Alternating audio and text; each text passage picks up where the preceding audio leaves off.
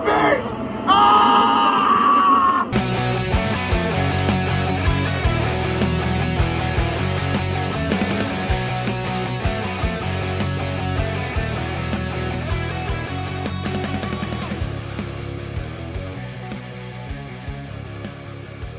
Hello, and welcome back to another episode of Not the Bees, the Nicolas Cage filmography podcast. I am Megs. I'm Elizabeth. And this week, we watched 2016's Dog Eat Dog. This stars Nicolas Cage, Willem Dafoe, and another man named Christopher Matthew Cook, who I've never seen before, but I enjoyed him. This is a crime movie. We open on a morning TV segment talking about guns, and then we pan out to a very pink house. And Mad Dog, who's played by Willem Dafoe, he's doing a line of some kind of drug off of the table. He has an argument with someone that calls the house phone, and then he goes to a very blue bathroom to shoot up more drugs. A woman and her daughter come home with groceries. Mad Dog startles her coming out of the bathroom. She says that he can't be there. She already told him. He gives her some story about his car being in the shop, just needs to stay tonight. He says he'll cook, they'll have a nice night. She gives in, she tells him that she'll cook, and to just go get cleaned up, but tonight is the last time. Mad Dog goes back into the bathroom. He wigs out in front of the mirror for a moment, and then the woman calls him back out. She's like, what are the 3 things that I do on my laptop? I do my church organizations, I pay my bills, and, check my emails. That's it. And apparently he's been watching pornography. So she tries to kick him out.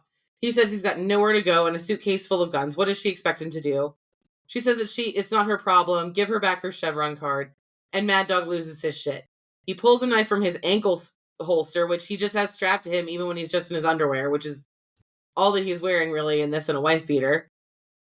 He stabs her to death. Then he goes upstairs. He gets one of his guns from his suitcase full of guns and kills the daughter in her bedroom.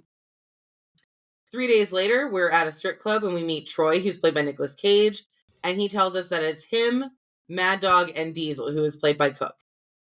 He says Mad Dog helped him in prison, so he owes him his life. Diesel is a regular guy. He used to do a loan collection thing for the mob, and he just looks like a big dude, but he's actually pretty bright. He talks about how they all did their time. He was the last one to get out, and Diesel and Mad Dog are throwing him a party. That's why they're here. They're planning another job and talking about how things have changed in the world.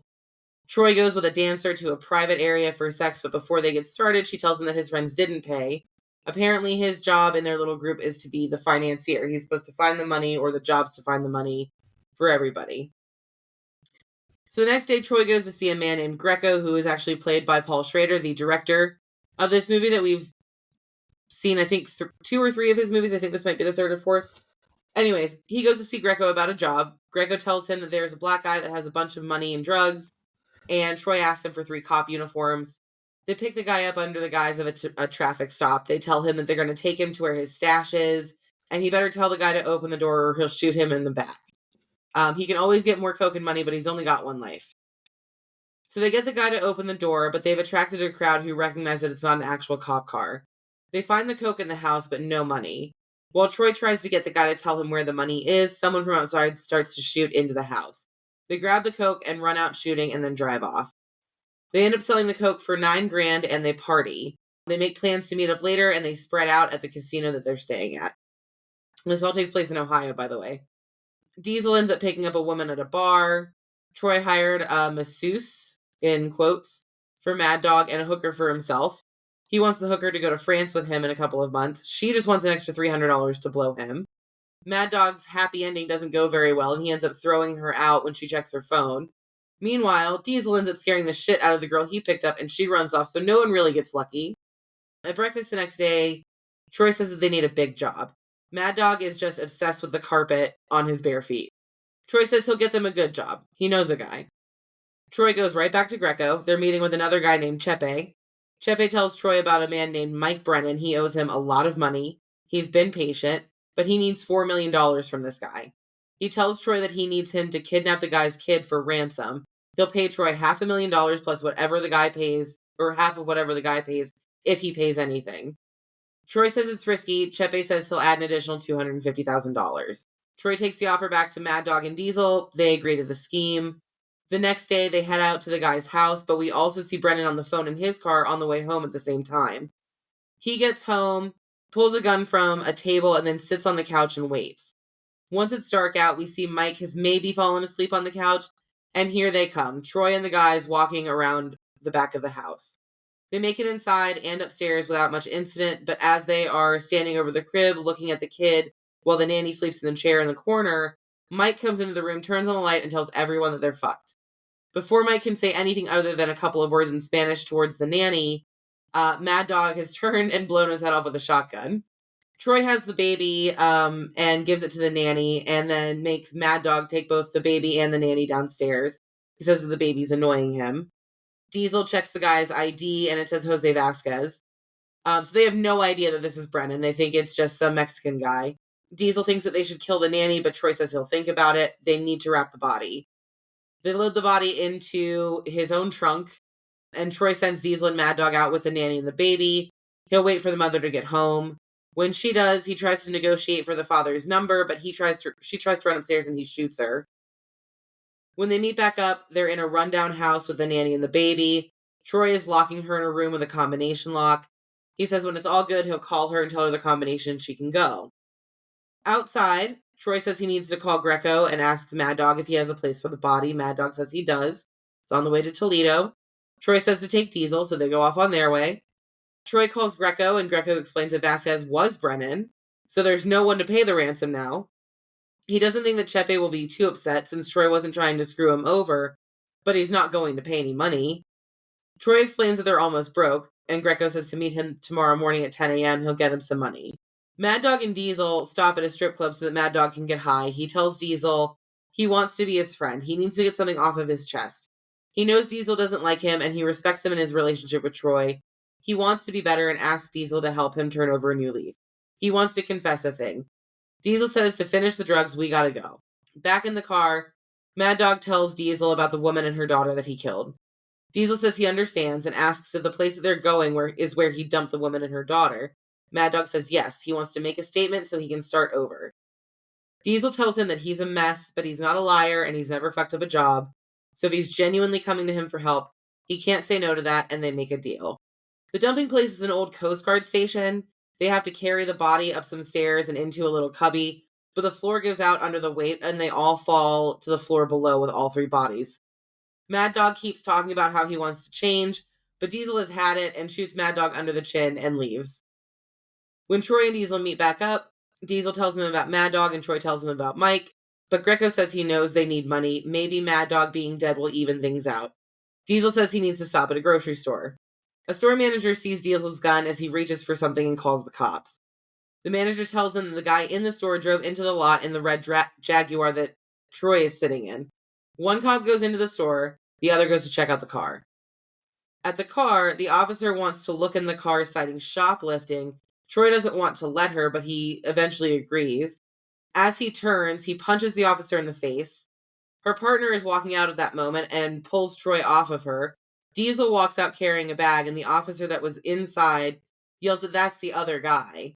She goes to pull her gun, but Diesel is too quick and shoots her in the heart and runs. Another police car pulls into the lot. Diesel kills him and gets into the car and drives away.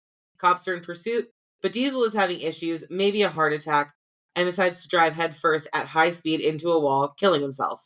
The cops that arrested Troy take him to an abandoned neighborhood. They beat the shit out of him, and then they handcuff him to the car door and drag him through the streets.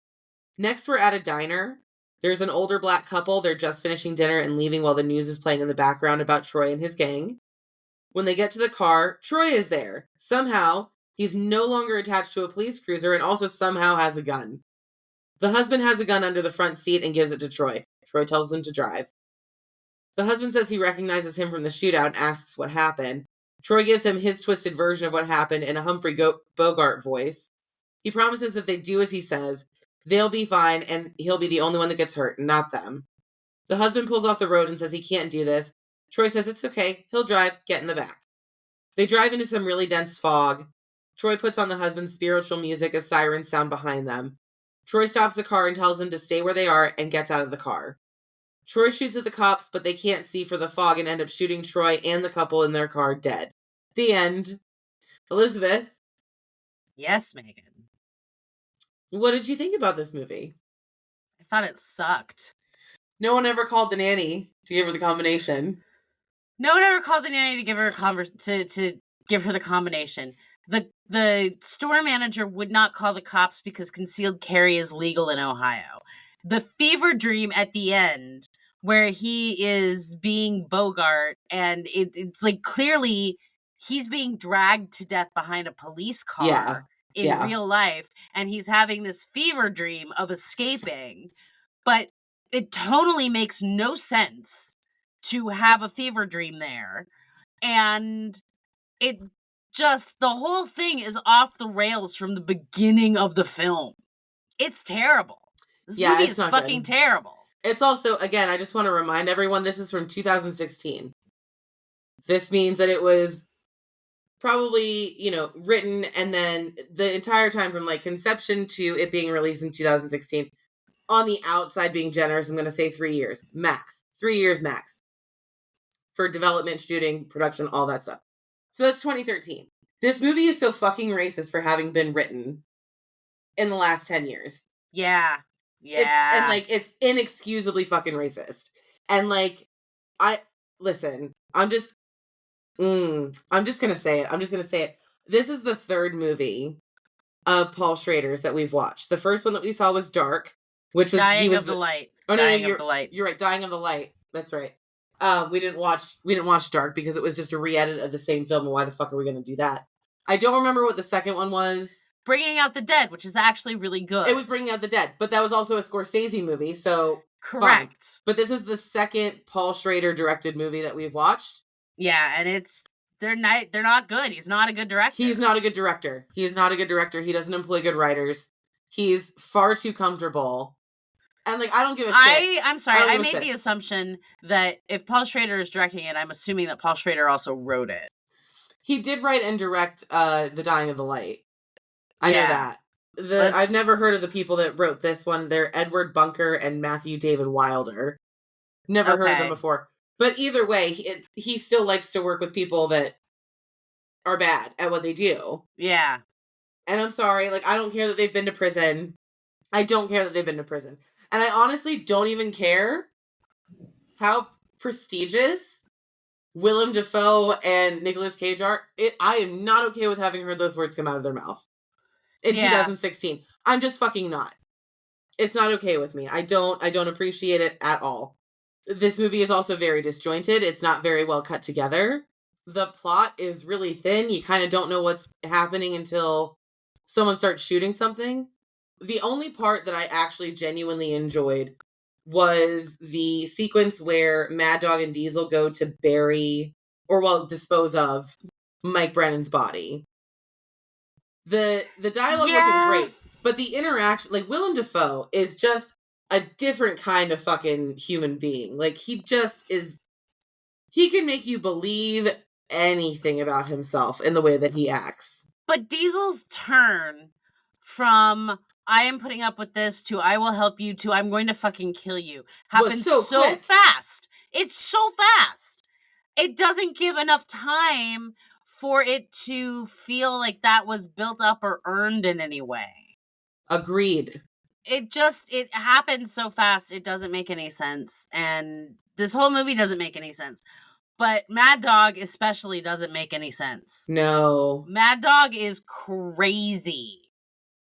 And Willem Dafoe plays him really well. Yeah. But you're right, that's no excuse.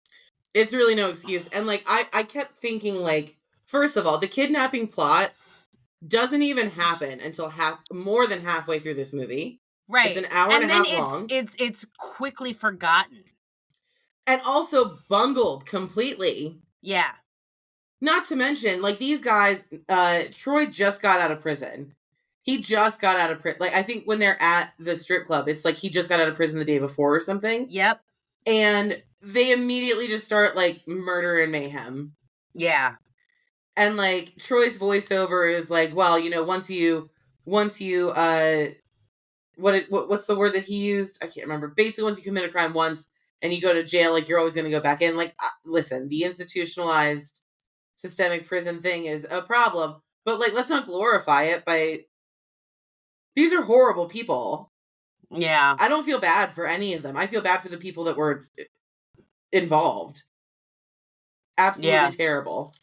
Yeah, no, I didn't. And like, I read some of the reviews and stuff, and like, this has a 52% on Rotten Tomatoes. And like, from all of the reviews that I read, and like, I read one that was, the guy was like, people will say that this is disjointed and blah blah blah, and I was like, well, no, because it absolutely is. He was like, but this is a hidden gem. No, it's not. I am thoroughly convinced that every person whose reviews I read that supported that movie, like, they're just happy that it glorified like racism and like criminals being criminals. Like, they're not the good guy. Like, that's the other thing that I think is, especially when it comes to like American made movies, is that even when it's bad guys, we purport them to be like the protagonist, and they're fucking not. They're not. Why are we telling engaging stories about completely irredeemable bad guys? I understand like the arc of like change, like that's fun to watch, like those kind of movies where you start out as like a bad guy and then you have a change of heart, blah blah blah. But like, no, this movie is just not good. It's not good. What would you rate this movie? It's an F. Yeah, I agree. I think it's definitely an F. Actually, you know what? Now, let's not do that. I was gonna suggest maybe we create like a new grade. Like, if it's this bad, like it's beyond an F, like it's jujitsu. It's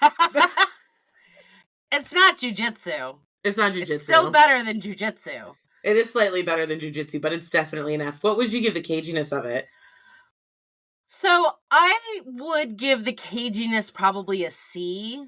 I think he and Willem Dafoe are having a lot of fun in their roles, and they play off each other really, really well. So and he's the straight guy, but there's still a little bit of caginess that comes through. Yeah.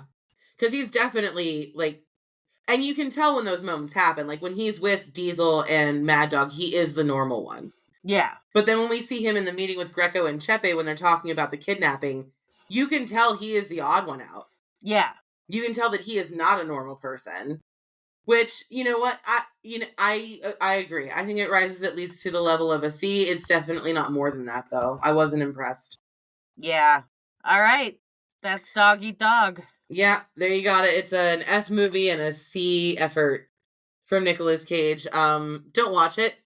Unless you're really, wanting to be a completionist, if you really need to get that, achievement unlocked. I'm just telling you that this movie is a lot more work than it's worth.